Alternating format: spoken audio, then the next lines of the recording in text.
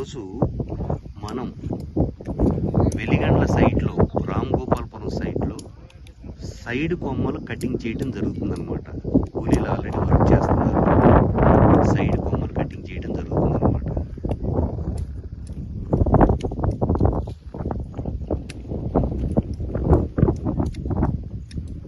Already customers కూడా వచ్చున్నారు. హాస్పేట నుంచి already customers కూడా వచ్చున్నారు. ఒక 2 ప్లాట్లు తీసుకున్నారు. ఇంకో 2 ప్లాట్లు సెలెక్ట్ చేసుకోవడానికి వెళ్తున్నారు.